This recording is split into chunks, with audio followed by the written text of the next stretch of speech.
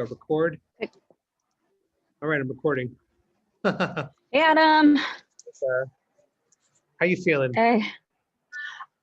Today was, I don't even know how to describe today. I'm still really shaken up about what happened earlier. Yeah, walk me through it. You were assaulted All today right. by, looks like Antifa. Yeah. Antifa, BLM, protesters, whatever you want to call them. So this is, so they had a, anti-fascist, anti-racism. Really, it's the reverse, but that's a whole nother discussion. So they had in essence, like a fuck Trump rally going on. And so I went to just stream. So I was streaming their live and then, catching the speeches at the end of it. There were other people that were around also streaming and recording, and then they started getting into it. The other like journalists that were there, the other like news cameras or other, like one guy, like I have a little Sony, which is fantastic, but other guys who had even like the bigger video gear. So they started getting into it with almost like all of the video recorders and stuff. And so I just went and stood with the other like videographers that were around. And so then they were like, oh, not to video and everything. I'm like, it's a public park. It's a rally. You were at Madison Square Park? For it. It was Madison Square Park. Yeah, it was I Madison Square Park. Yeah. Yeah. And then, so basically, like I said, this is a public park. I'm not going to turn off my camera. And that's when like they started like surrounding me. And so this was like, so there was a series of basically 3 attacks that happened to me. So this is the first one. This is one I don't think that they knew who I was. So it wasn't like I was targeted. It was just because I refused to turn off my camera as a streamer. So so that was the first video that you guys saw. And in that they surrounded me, they started hitting my head with the umbrella. They draped the BLM flag around me. And then they started knocking at my camera equipment. And so when they encircled me and then they knocked my microphone and then they're like, look, she has a microphone. I'm thinking, no shit, Sherlock, of course I have a microphone. So they knocked the equipment out of my hands. If I had my hands free, I probably, because like at this point I'm already being assaulted. So I believe in self-defense. I believe like I had the right to push them back because they were coming at me with the umbrella and everything. And then so they knocked the microphone out of my hand. I was there. I was going to ask them like, what's your perspective? Like, why are you here? The usual stuff that we cover. Like, this is the flip side. Yeah, just the typical interviews that I'm used to doing. So I was going to ask them like, what are your thoughts about what happened in the Capitol? Just a lot of neutral questions. Like initially when I was even listening to the speeches, and I'm like, oh, like it's usually, this is not the type of rallies or protests I usually cover, but this is still something good to see the reverse side of the arguments that are being made. So I was not expecting this at all to happen to me. But so when I was bending over to pick up the microphone and equipment that they knocked out of my hand, another guy from behind, as I was bending over, you can see in the video that I tweeted, comes up and he hits my head with with an egg. So at this point I have egg like draped all over me. They were spitting on me. And so I tried to walk away. They knocked my camera out. They knocked my cell phone out of my hand. And at this point, because, like I'm self-funded, my equipment's expensive as an independent journalist.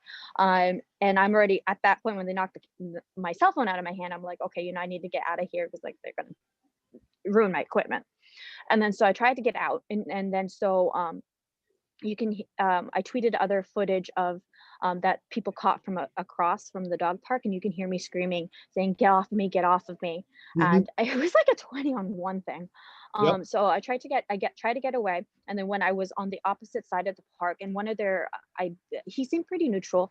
And one of their videographers or documentary people came up and they asked me like politely, like, can we interview you about what happened, what's your take on things, and have a good conversation. So mid interview with him, and we actually, it was a good conversation. We were talking about like, there's a lot of common ground issues that if we just had discourse, because I feel like people want the same things, but we have different vantage points and different views of the world. And I do believe, like I believe in the statement Black Lives Matter. I don't believe in the organization. The organization is Marxist and it's total domestic terrorist organization. Most people, the conservatives agree with you. The statement's fine, but the organization has issues. Yeah, absolutely.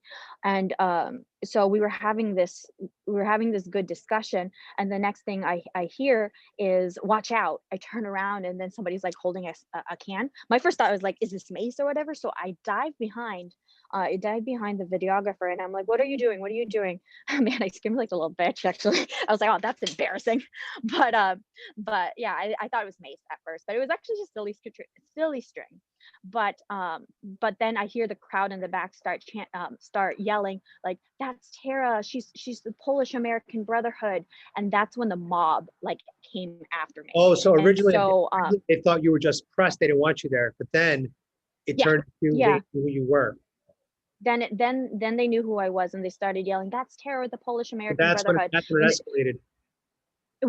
That's when it really escalated. And I was like, when they said that's Tara, the Polish American Brotherhood, I said to the videographer, who was their videographer, their documentarian, I said, I just gave you my name, and that was the Polish American Brotherhood.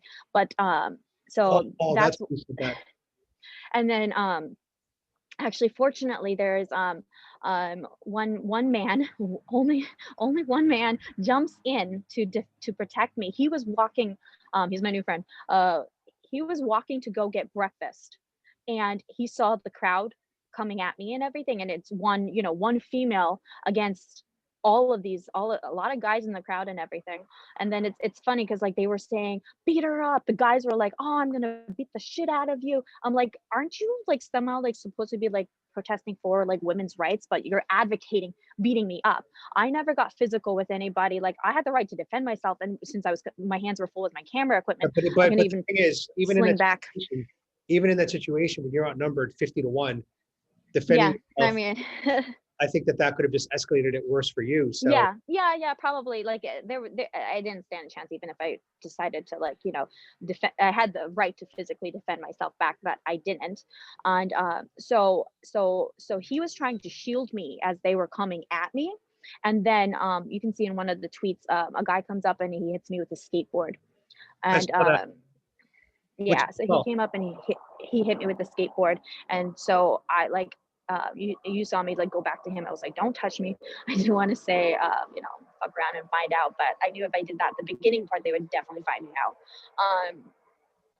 But yeah, so that was like the second part of it. And then the third part of the attack was when I saw the police, I ran towards the police, and I'm like, I need help. And this is probably the biggest shocker. Like I was surprised at the violence I encountered at the protest, but the biggest shocker to me was when I ran for help to the police.